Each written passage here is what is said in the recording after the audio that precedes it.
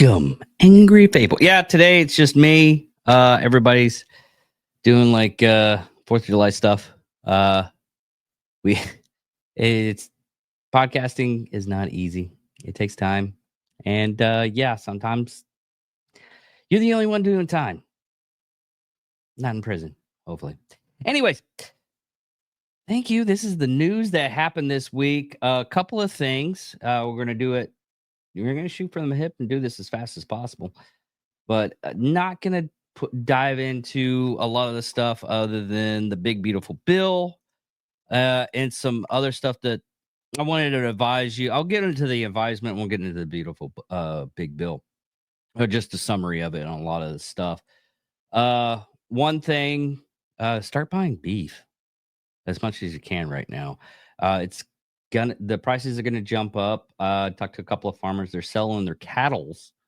One guy I know sold one of his calves for that was 600 pounds, sold it for 2,600. That's a big markup. I mean, it's good for the ranchers, but in the long run, it's going to hurt the customers too. And they even said it was like, hey, it helps us out, but the bad thing is the price gouges are coming for actual beef. So be on the lookout with that. Stock up, put it in the freezer. If you can, if you have an extra freezer or you have a friend that has a freezer, think about, looking at it the other way. Put it in their freezer, say, hey, I don't have a freezer. Could you hold this for me and everything? Hopefully they're a good enough friend where they hold it and they don't eat it. Another thing on that, start hunting. September's coming up. It's about to be hunting season. So hopefully by that time frame, you can get you a doe or a deer. Doe season is at the ends of the month. So get you a deer, cut it up, and put it in the freezer. Anyways, now what a lot of people are talking about, there's some good things and bad things. There actually is some bad things that I feel in the beautiful big bill. Those people that are into firearms, you kind of got what you wanted. You can get, and this is all spanned. This doesn't take effect until January 1st. So you're not going to feel the pinch until January 1st. And a lot of this stuff, mainly what I'm about to talk about for the firearms, the suppressors and short barrel rifles. Short barrel rifles, it is a 0 tax stamp. Hopefully it can go to the Supreme Court and they just totally get rid of it altogether. Saying that, you can get a suppressor now without a tax stamp. It's considered an attachment, which it is, and it's an attachment. Now, the good thing about this is you don't have to make a trust. Put the stuff the way that you can do it is you get a trust, you put that gun into a trust, and if you pass away and you will that trust to one of your family members, they get whatever is in that trust. They're owners of the trust now, and you can transfer it that way. That's one of the only ways to really transfer it. Another thing on that, depending on if it goes to the Supreme Court afterwards, because the 1937, when the law was inactive, the National Firearms Act, NFA, basically stated that because it was taxable, it wasn't a restriction. Now that it's not taxable, it is you still have to register a short barrel rifle, and that's restricted, and you're not supposed to do that. The government entity is not supposed to have the knowledge of what kind of firearms you have. It's called freedom, people. Now, am I saying go right now and buy all the stuff that you want? What you just said. Sorry. That was hilarious. I need to move that button. Basically, don't go out and buy this stuff yet. Save up. Wait until everything is down pat. It's going to take a time, so you can eventually buy one.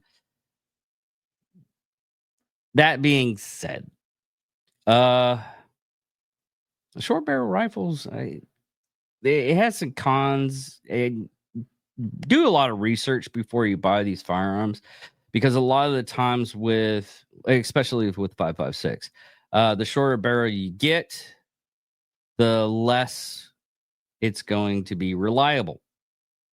Most AR-15s are set up for 16, and the ammo is set up for 16.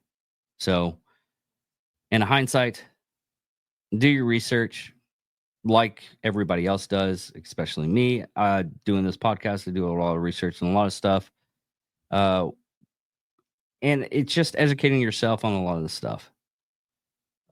Even with small arms, having uh, a suppressor on it, you're getting a lot of air coming back or less air coming back, and it's not pushing stuff in the right direction. So just educate yourself on stuff that you enjoy. Be proactive with that. Now, the budget has been for the next 10 years going up to 3.3 trillion. That's another thing I didn't really like. Uh, what a lot of people are angry about that. Some are even saying because of it's going, the debt ceiling's going from to 5 trillion. But we're actually spending about 3.3 trillion off from this bill. The real thing about this is a lot of people are screaming, what about the Doge cuts? What about the Doge cuts? The Doge cuts are not going to be in this bill. This is Trump's campaign promises in one bill. It's an omnibus bill. If you listen to the podcast on a regular, I do not like omnibus bills. It's one big bill, and this bill took probably around about 6 months to fully come through. Because people added, people subtracted. Some people subtracted stuff that they should be fired for because they weren't voted in. Now, hopefully in September, when they actually do the budget bill and that gets that process through and goes into October, we do have a $5 trillion debt ceiling, which we want to save money by not having a debt. Yes, I understand some places have debts and big businesses have debts because, hey, they're businesses. But we're a country. They've been pilfering a lot of the stuff that we were supposed to have. And there's another thing on this is the extended tax cuts. Some people are saying these tax cuts are really bad because we're not going to be able to pay off the debt. I'll get into that here in a second, though. The tax cuts are from the 2017 Trump tax cuts. It's the extension of that. Key provisions that law are set to expire in December, but the spawning budget bill currently before lawmakers aim to make those tax cuts permanent, which is good.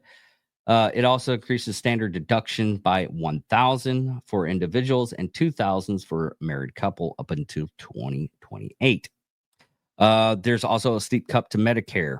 Now, a lot of people have been getting advertisements about they're reducing Medicaid to stuff. There's actually a reasonable reason.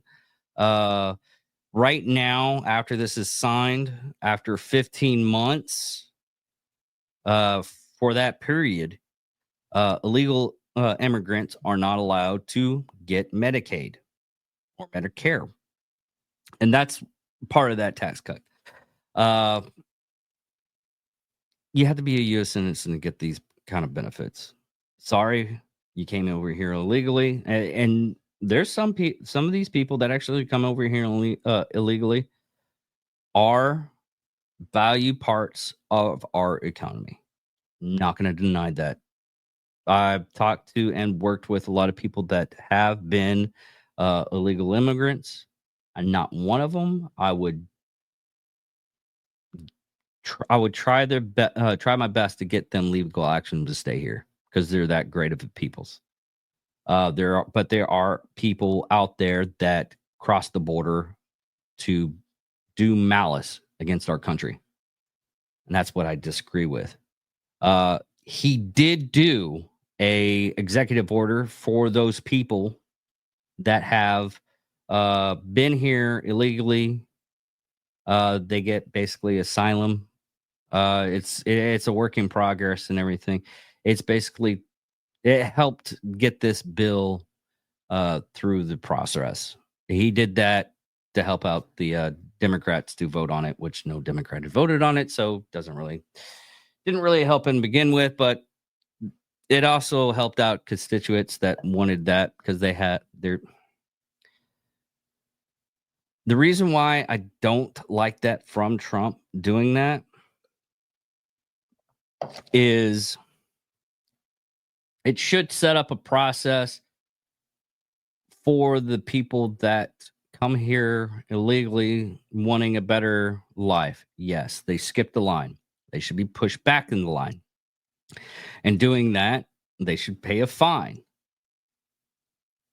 After that, paying that fine, you get back in line. And you get a visa, a work visa. I'm perfectly fine with that. You helped out the economy. You get something so you can pay taxes. You help out the economy. That's the process it should go.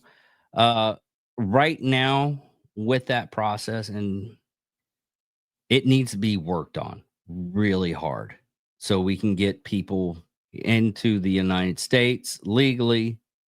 It takes about 5 to 6 years, sometimes even 15. That process is ridiculous. It shouldn't take that long to bring in people, especially people that are willing to work and better our American community.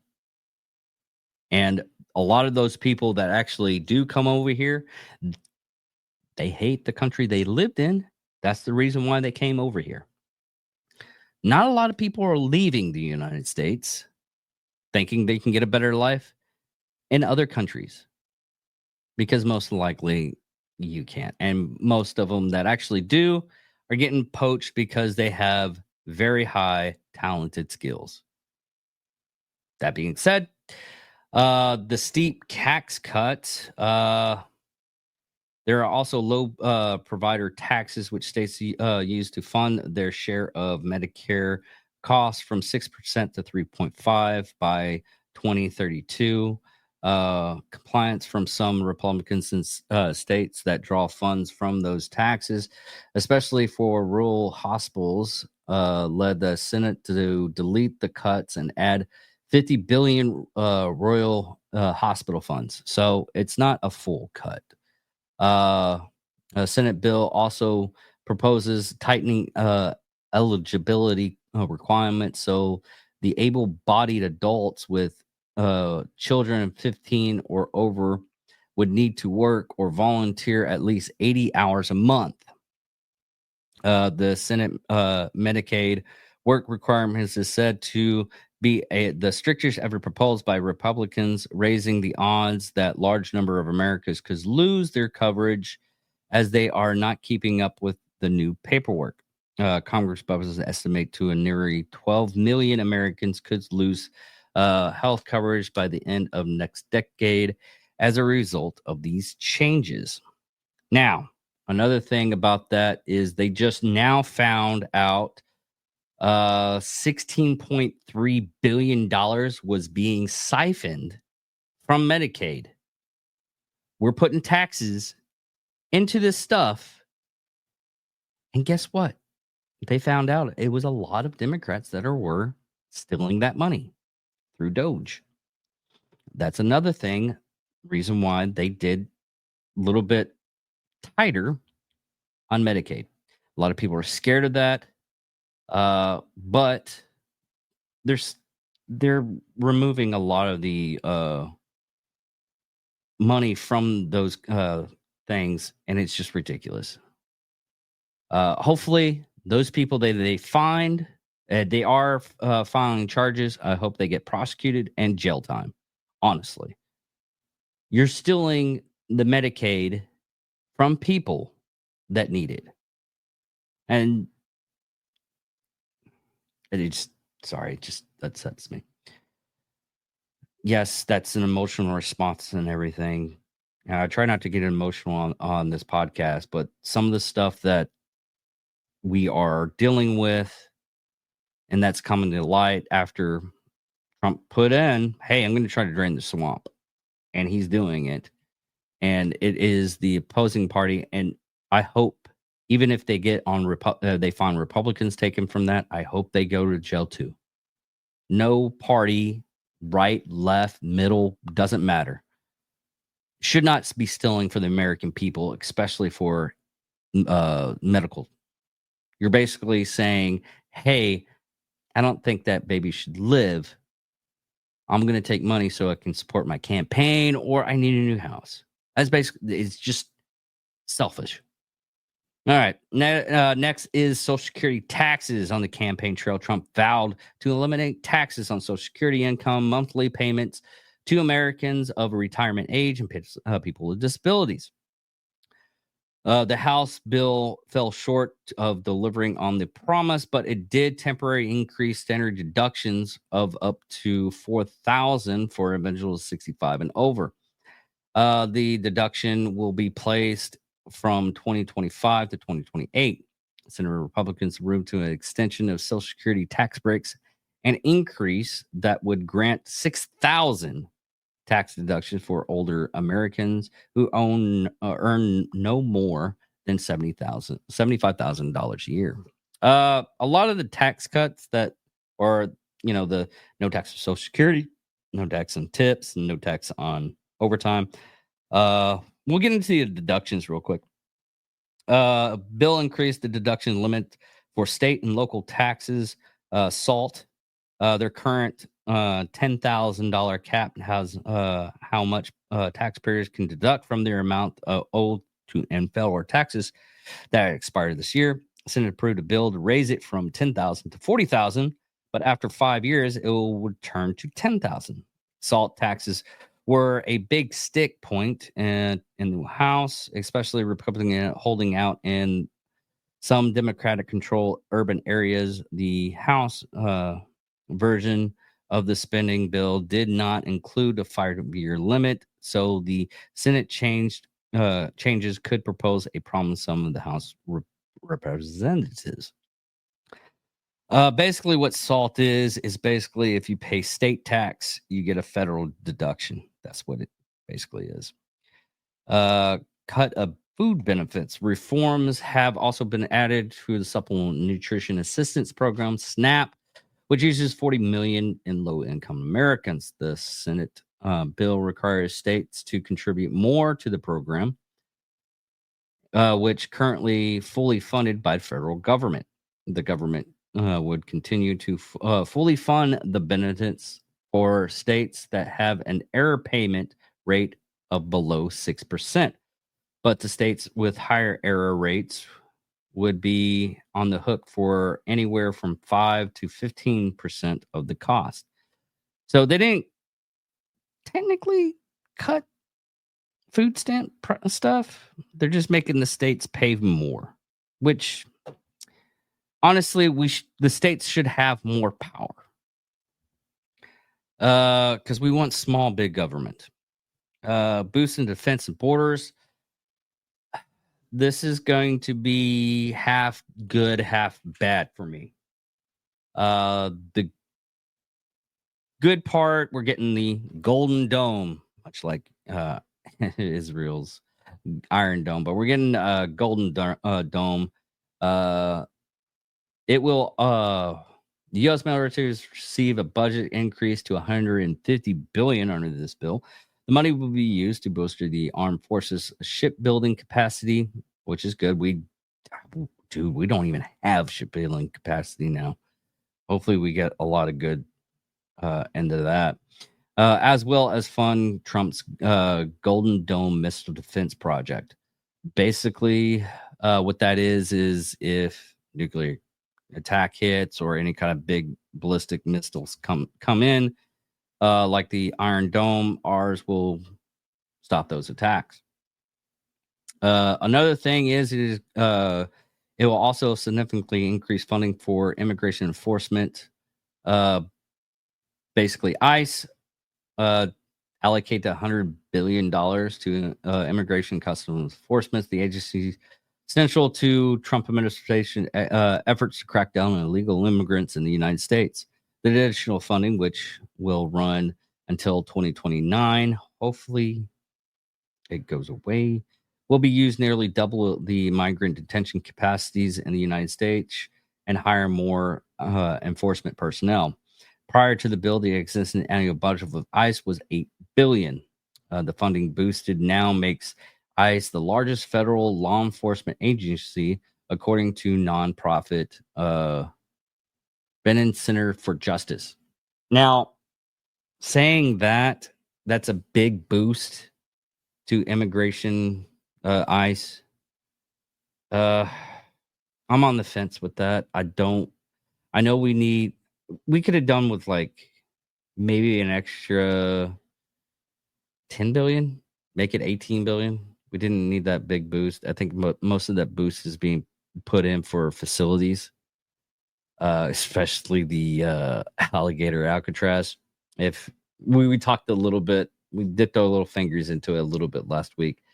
But yeah, Trump visited last Saturday to the alligator Alcatraz.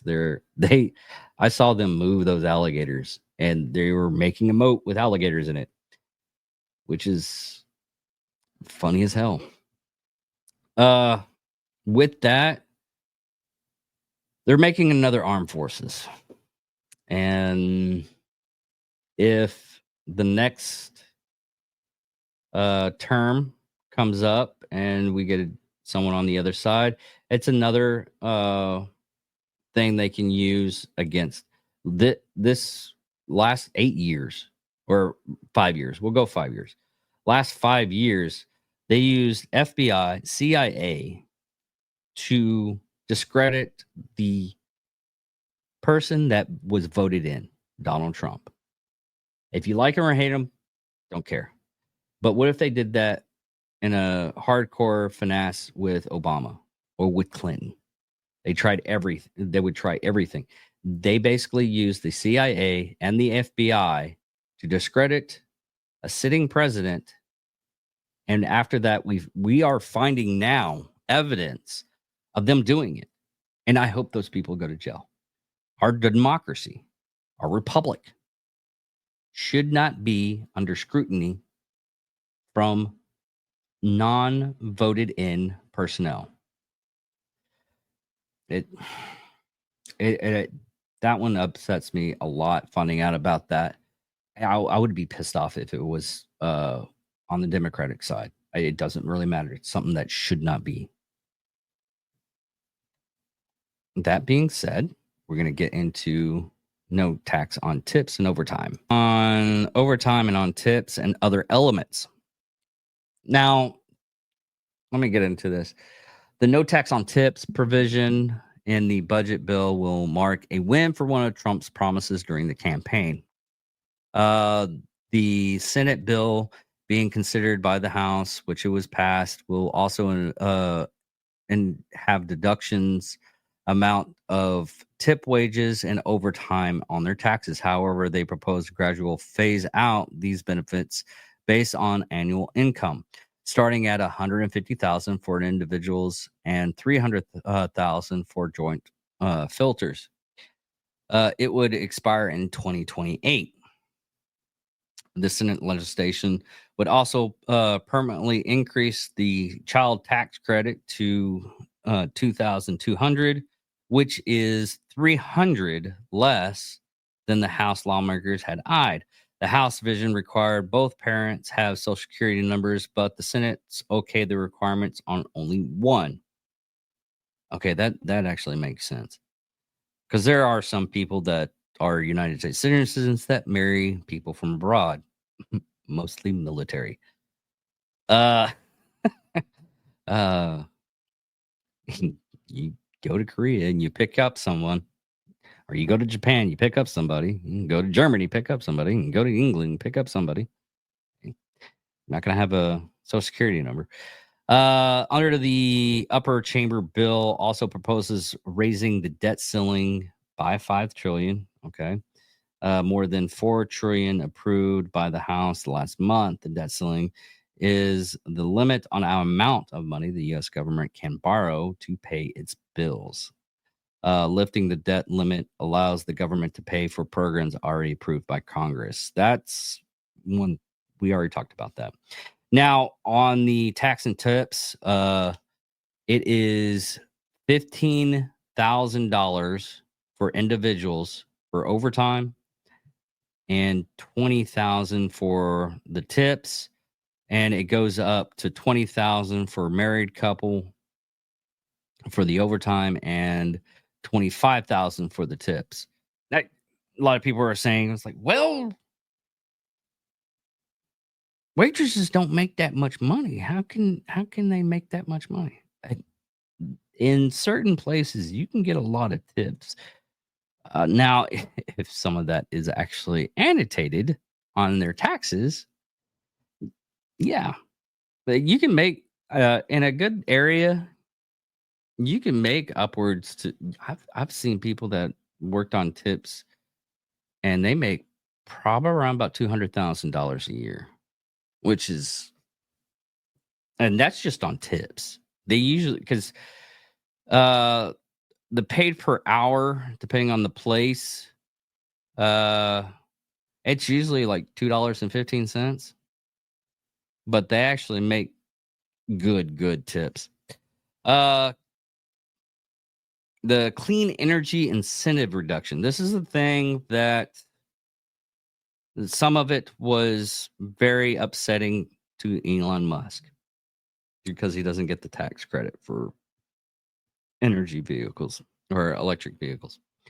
One of the most notable decisions between the House and the Senate Republicans is the Senate's proposal for clean energy tax break.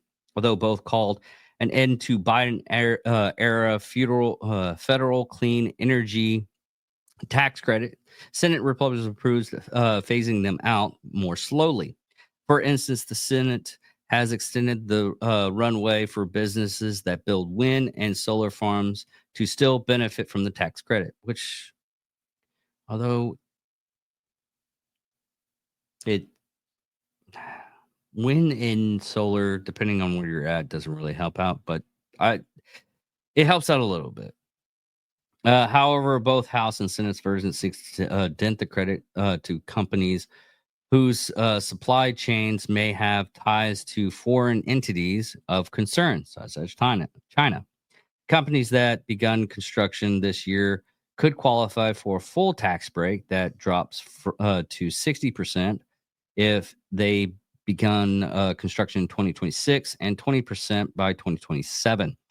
The credit will disappear in 2028. The House vision of the bill sought to end tax breaks for those companies almost immediately. Uh, Now that the bill has passed the House phase, it is a next stop to the Trump's desk, and he's gonna sign it into during a ceremony for today on July 4th at 1700 Eastern Standard Time. It is a victory for the United States. Some of it's a victory, some of it's not for me. Gun stuff, yeah, small victory, half and half.